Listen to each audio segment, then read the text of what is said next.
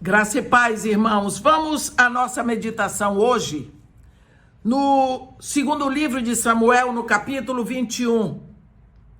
Segundo livro de Samuel, no capítulo 21. Aí está escrito a partir do versículo 10. Então Rispa, filha de Aiá, tomou um pano de saco e estendeu para si sobre uma penha, desde o princípio da ceifa até que sobre eles caiu água do céu. E não deixou que as aves do céu se aproximassem deles de dia, nem os animais do campo de noite. Foi dito a Davi o que fizera Rispa, filha de Aiá, e concubina de Saul. Então foi Davi e tomou os ossos de Saul e os ossos de Jonatas, seu filho, dos moradores de Jabes e Leade, os quais os furtaram da praça de Bet-seã, onde os filisteus os tinham pendurado no dia em que feriram Saul em Gilboa. Dali transportou os ossos de Saul e os ossos de Jonatas, seu filho, e ajuntaram também os ossos dos enforcados. Amém. Quando nós lemos esse trecho da palavra de Deus, dói o coração de você ver filhos que têm que pagar com a vida pelos desacertos de um pai. Nós lembramos que quando o povo entrou na terra prometida, eles tinham ordem de não fazer aliança com os moradores da terra.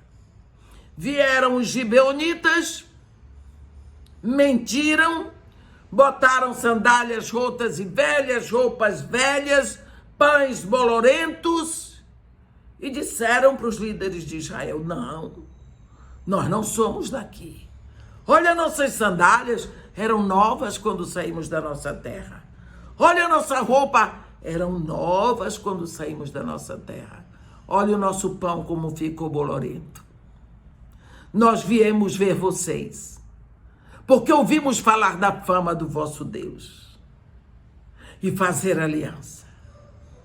Os líderes, a Bíblia diz, os líderes de Israel, isso está escrito em 1 Samuel, lá em Josué, no capítulo 9, de 3 a 15, eles fizeram aliança com os gibeonitas, considerando as aparências, sem pedir conselho ao Senhor.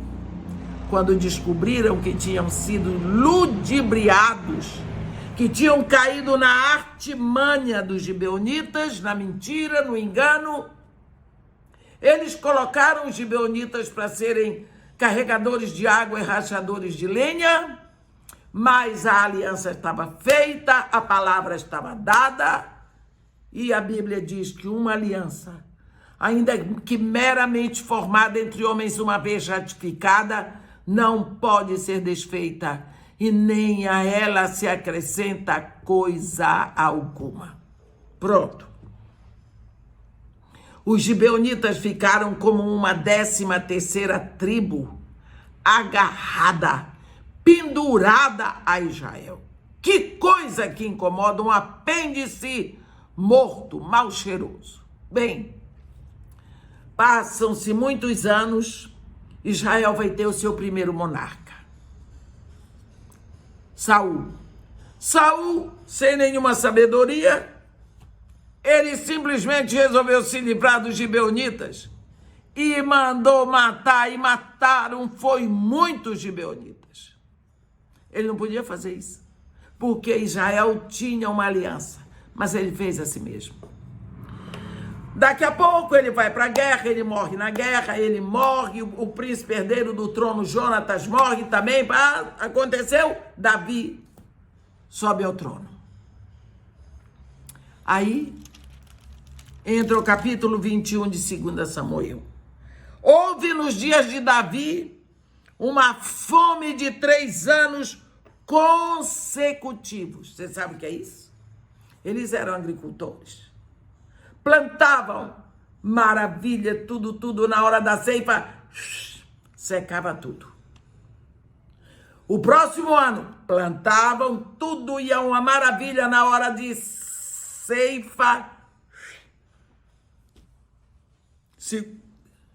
segundo ano, terceiro ano, plantaram, foi uma maravilha. Na hora de colher, secou tudo. Fome, 3 anos consecutivos. Davi disse, isso é demais. Isso não é por acaso. Foi consultar a Deus. E Deus disse para ele, ó, tem culpa de sangue sobre Saul e sobre a sua casa, porque ele matou os gibeonitas. Você está vendo? O rei não saiu matando um por um, ele ordenou. A autoridade é dele.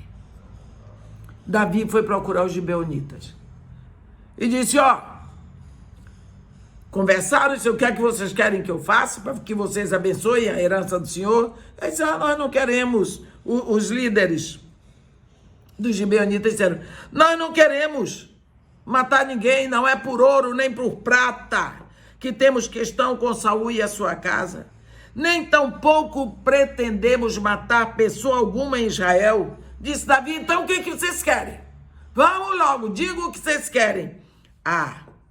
Quanto ao homem que nos destruiu e procurou que fôssemos assolados sem que pudéssemos subsistir em limite algum de Israel, de seus filhos, se nos deem 7 homens, para que os enforquemos ao Senhor, em Gibeá de Saul, o eleito do Senhor. Olha, iam enforcar 7 príncipes ao Senhor. Com certeza não era o Senhor Deus de Israel, porque nunca exigiu sacrifício de pessoas. Olha o que estava grudado em Israel. Um povo desse. Davi pensou, ou eu dou 7, ou a nação toda vai morrer. Eu dou. Aí Davi foi na casa de Merabe, filha de Saul, pegou 5 filhos dela. Foi na casa de Rispa, filha de Aiá, concubina de Saul, pegou os 2 filhos que ela tinha, entregou para eles. Eles pegaram os rapazes e guardaram. E a Bíblia diz que eles enforcaram esses 7 no monte perante o Senhor. Caíram os 7 juntamente. Foram mortos nos dias da ceifa, nos primeiros dias, no princípio da ceifa da cevada. Pronto. Estão lá mortos. Naquela época, uma mulher não tinha pensão do marido.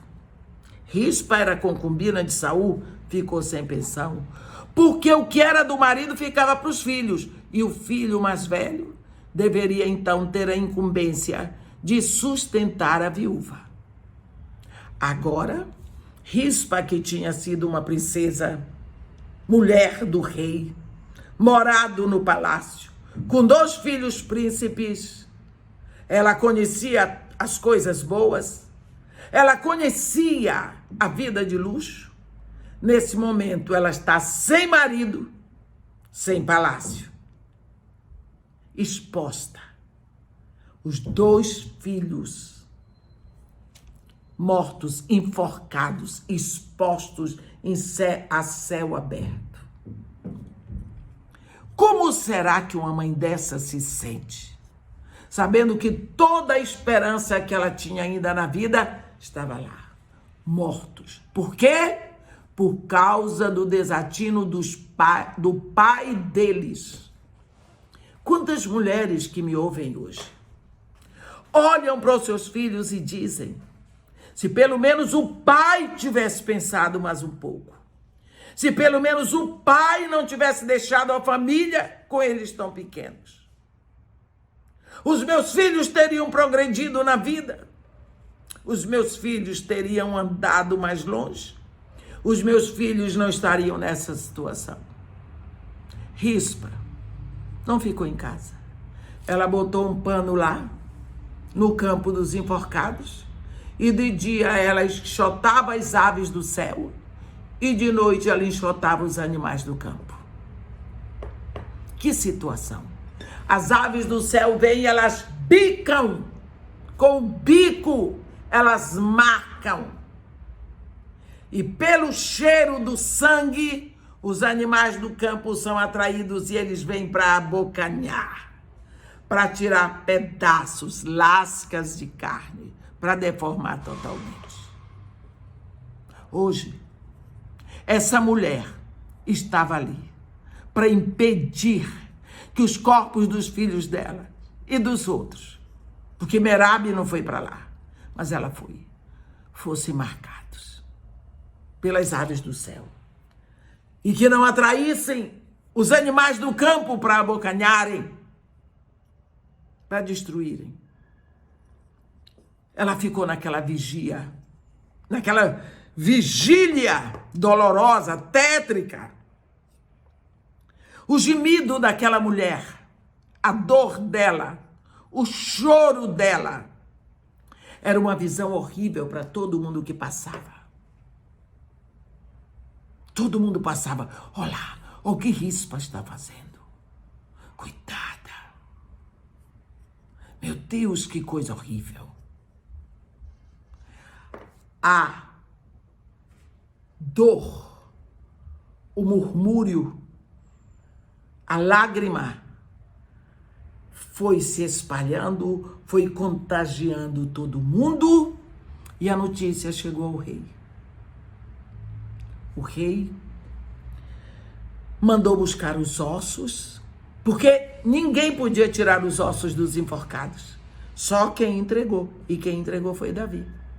Ele mandou trazer os ossos de Saul, que ele nunca tinha mandado buscar, e os ossos de Jonatas, que morreu junto com o pai na guerra,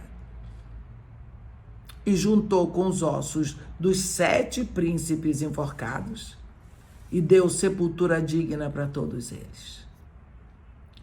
O que nos chama a atenção aqui de especial, meus irmãos, será que você, como mãe, você está atenta do quanto os seus filhos podem ser marcados pelas aves de rapina que vêm através da internet e dos livros, dos filmes, e que têm bicado seus filhos e muitos deles já estão marcados pela droga, pelo aborto, pela imoralidade sexual?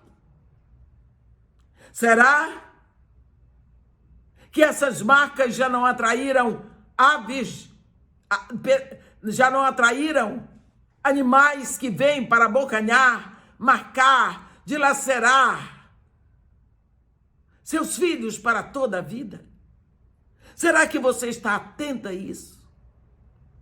Não é melhor ficar atenta e sofrer para mover a mão do rei na direção da sua família?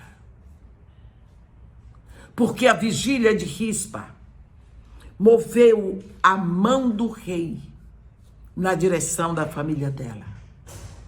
Entre em vigília, jejum e oração pela sua família, para que a mão do Rei da Glória se mova na direção da sua casa. Amém? Que Deus nos abençoe e nos guarde, que faça resplandecer o seu rosto sobre nós e tenha misericórdia de todos nós. Amém.